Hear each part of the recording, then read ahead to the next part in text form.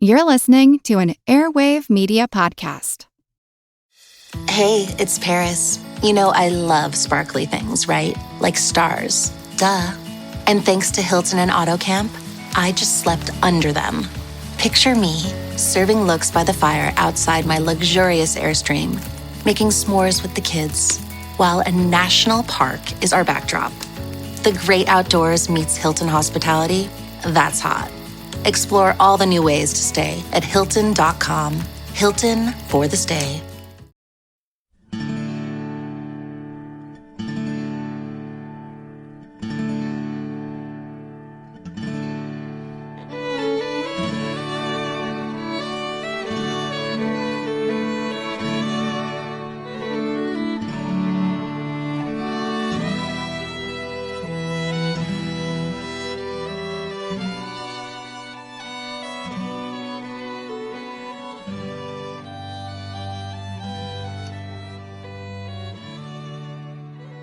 Hey everyone, welcome to episode 504 of our Civil War podcast. I'm Rich. And I'm Tracy. Hello, y'all. Thanks for tuning into the podcast. With this episode, we'll continue setting the stage for the start of the Atlanta campaign. And we're spending some time doing this because the background story is not only necessary information to understand the campaign, but the build-up to the campaign is really a fascinating story in and of itself. So we decided to go back to the start of the year, the start of 1864 that is, and work our way up to the beginning of the campaign in May. So far, we've talked about how critically important the 1864 campaigns would be for the North, both psychologically and politically, with the upcoming presidential election looming on the horizon that November. And of course, the flip side of that same coin was the importance of the 1864 campaigns for the Confederates, as far as winning the independence of their southern slave-holding republic. And we talked about how, as the calendar turned over from 1863 to 1864, the Federals on the Chattanooga front were working to sort out their supply situation and get the railroads behind the lines working with maximum efficiency. Meanwhile, the Confederates, who had retreated to Dalton in northwestern Georgia after the debacle at Missionary Ridge outside Chattanooga, well, they were also getting their railroad situation sorted out by assigning more locomotives and cars to the Western and Atlantic, which was the rebel army's lifeline running back to Atlanta. We talked about how Confederate President Jefferson Davis had to put a new general in command of the Army of Tennessee after Braxton Bragg resigned after the disaster at Missionary Ridge. We said that the logical choice for Davis to make was to pick Joseph E. Johnston, but making that decision was a bitter pill for Davis to swallow since the rebel president loathed Johnston, and Joe Johnston, for his part, despised Jefferson Davis.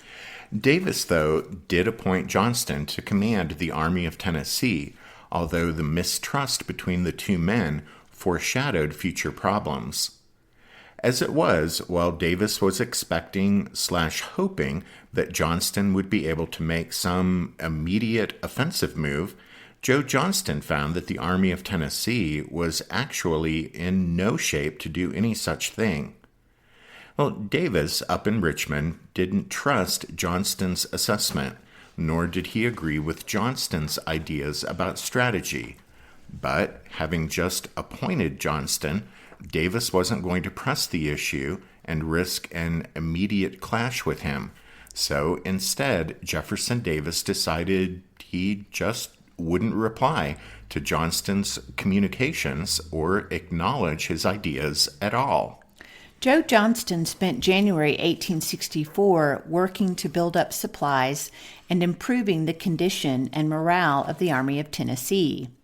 But Jefferson Davis's passive-aggressive silence meant that the two men wouldn't be able to agree on a plan, and that meant the Army would, by default, begin the upcoming campaign with no strategy other than reacting to whatever the Yankees chose to do.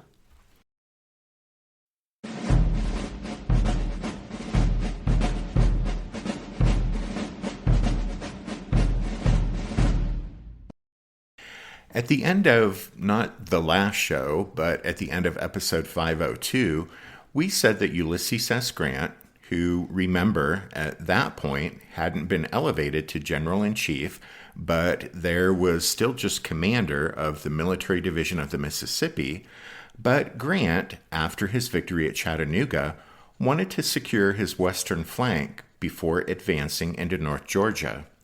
Grant's western flank rested out on the Mississippi River, where federal forces held Memphis, Vicksburg, and other key points. However, Confederate forces still more or less controlled the interior of the state of Mississippi, so should Grant transfer most of the Union troops from there in order to help with an advance into Georgia, then the rebels could cause trouble by harassing northern shipping on the Mississippi River, or far worse, by striking up into western Tennessee and attacking the vital railroad supply lines out of Nashville. To address those dangers, Grant authorized an expedition that would advance eastward from Vicksburg right across Mississippi to Meridian, near the Alabama border. Its purpose was to damage Mississippi's rail system so badly that the Confederates wouldn't be able to assemble a large force in the state. And commanding that operation would be the Union general who conceived it, William Tecumseh Sherman. And Sherman was a general who had come to believe that the war must be waged against the South's people as well as its armies. And so on January 31st, 3 days before setting out from Vicksburg, he instructed his adjutant to prepare a message warning all those living in the interior of Mississippi that the region was about to be invaded. He did this, he said, so the message would, quote, prepare them for my coming. Sherman rode out of Vicksburg on February 3rd, headed for Meridian. We covered the Meridian raid back in episodes 456, 57, and 58, with the small story arc called Making Mississippi Howl, so we won't rehash a lot of the details of that operation here, but instead we'll mostly focus our attention on William Tecumseh Sherman. When Sherman rode out of Vicksburg, headed for Meridian, he was just a few days away from his 44th birthday. He had commanded the Army of the Tennessee since October 1863. The Army was Ulysses S. Grant's old command, and its regimental banners were inscribed with Fort Donelson, Pittsburgh Landing, Corinth, Champions Hill, and Vicksburg. The Army of the Tennessee was the most successful Union army, and its men thought it was undisputably the best, especially when it came to what counted most, that is, fighting. For Sherman to command the Army of the Tennessee was a great honor, especially considering that just 2 years before he'd been a general in disgrace and his military career was a shambles. Early in the autumn of 1861, Sherman, who had been promoted to brigadier general after a solid performance at the First Battle of Bull Run, found himself in command of the Federal forces in Kentucky. And at that time, the Bluegrass State was second only to Virginia in the political/military calculations of the Lincoln administration, and Sherman crumbled under the strain. He imagined he was about to be crushed by an overwhelming number of Confederates, when, in fact, he outnumbered the rebels, who had no intention of attacking.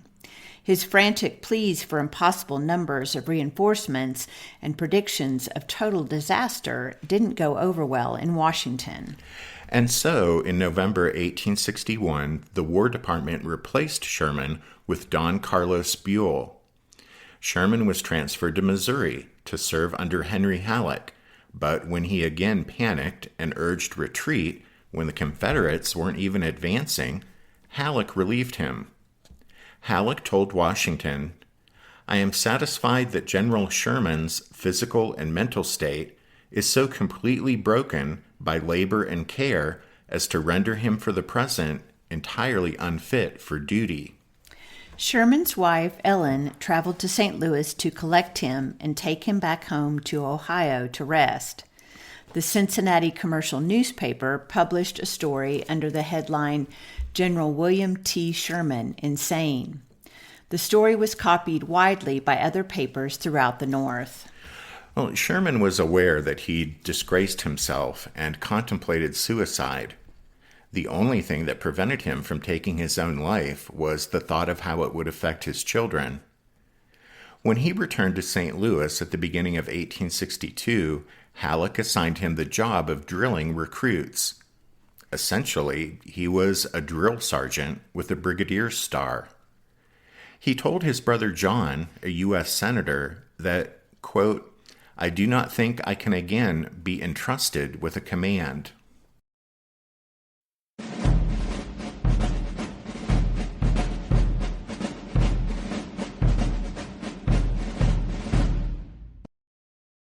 This episode is brought to you by Nespresso and Samra Origins by the Weekend Coffee Collection. Introducing Samra Origins.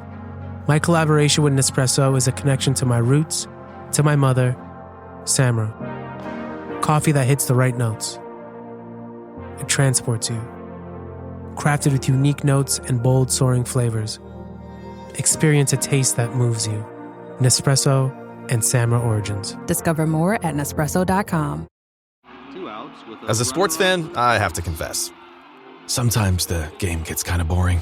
That's when I unfold my Samsung Galaxy Z Fold 7 and use multi-window viewing on its large screen. Boring game? I'm checking out my fantasy baseball league at the same time. Score still 1-0? I'm replying to emails in the other window, scoring points with the boss.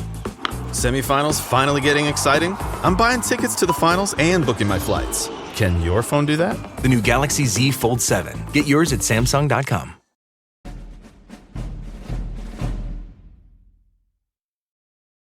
When the Civil War began in April 1861, Sherman had lacked combat experience. Unlike most of the top Union and Confederate generals, he hadn't served in Mexico. In April 1861, he was burdened by a sense of failure and inadequacy and lacked self-confidence. In 1853, 13 years after graduating from West Point, he had still only been a captain in the commissary department, with no foreseeable prospect of promotion. So he'd resigned from the Army and tried his hand at banking in California and real estate speculation in Kansas, but failed at both. For a while, it looked as if he'd have to take a job running the Ohio salt mill owned by the man who was both his foster father and father-in-law, former U.S. Senator Thomas Ewing. However, thanks to some Army friends, including Braxton Bragg and P.G.T. Beauregard, in 1859, Sherman was appointed superintendent of a newly established military academy in Louisiana. Finally, he'd found something at which he was successful, but then Louisiana seceded, whereupon he resigned and returned north. In April 1861, when the Confederates started to bombard Fort Sumter, Sherman was being paid $40 a month to be the president of a streetcar company in St. Louis. Meanwhile, his younger brother John, considered by everyone in the Sherman-Ewing clan to be William's inferior in intellect and personality, had become a powerful Republican senator. And it was due as much to John's considerable influence in Washington as anything else that Sherman, after the war started, received a colonel's commission, then a brigadier general's star. In 1861, along with his lack of self-confidence and combat experience, he suffered from too much imagination. His brilliant but erratic intellect led a fellow general to describe Sherman's restless mind as, quote, a splendid piece of machinery with all of the screws a little loose. And in Kentucky and Missouri, those screws almost popped out altogether. He imagined the rebels' numbers to be far stronger than they were, and their intentions to be much more aggressive than they possibly could be, with the result that he became prey to fear, in complete contrast to how he'd acted when in the actual presence of the enemy on the battlefield at Bull Run. In his book, Decision in the West, Albert Castell writes, quote, what Sherman needed was someone to guide and steady him, to bear the burden of command responsibility while he learned about war, learned to trust himself, and learned to control his mind. Fortunately for him, and fortunately for the Union, he got what he needed.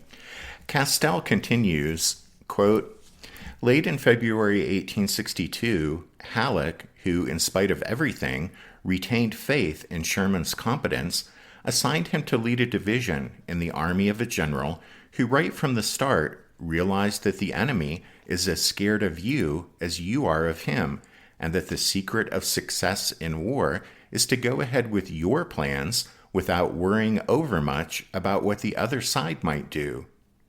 This general, of course, was Grant, who had just won the North's first major victory by capturing Fort Donelson and the Confederate Army defending it.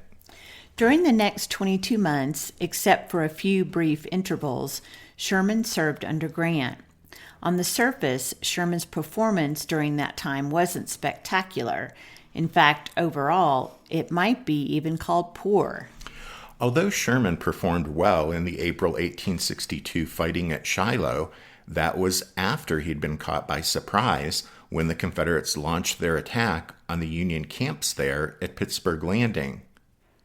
The following December, he'd suffered a stinging defeat at Chickasaw Bluffs near Vicksburg. Really, Sherman played a relatively limited role in Grant's great campaign that reestablished Union control over the Mississippi River. And then he clearly failed in the fighting at Chattanooga in November 1863, when the rebels repulsed his attack on the northern end of Missionary Ridge. However, over the 2 years preceding the spring of 1864, William Tecumseh Sherman and Ulysses S. Grant had become very close friends.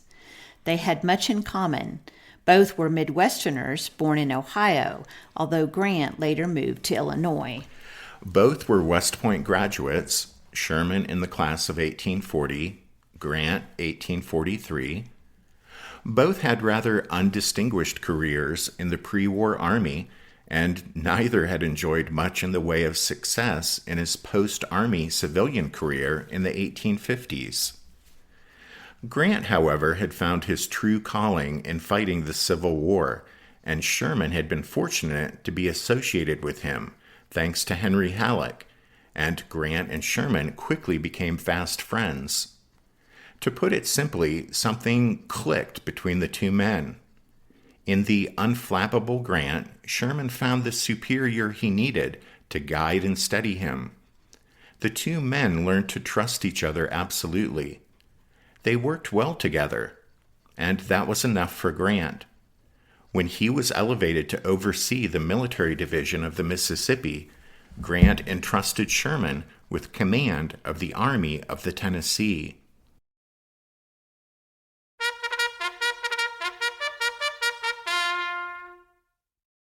That means it's time for this episode's book recommendation, and our recommendation this time is Grant and Sherman, The Friendship That Won the Civil War by Charles Bracelin Flood. You can find a list of all of our book recommendations if you head over to the podcast website, which is www.civilwarpodcast.org. Also at the website, you can find info about joining the Strawfoot Brigade over on Patreon and supporting the podcast in that way, just like Russ G. and Patrick F. did this past week. A big thank you to them, and also to Gary F. for his recent donation. Then, thanks to all of you for listening to this episode. Rich and I do hope that you join us again next time, but until then, take care. Thanks, everyone. Bye.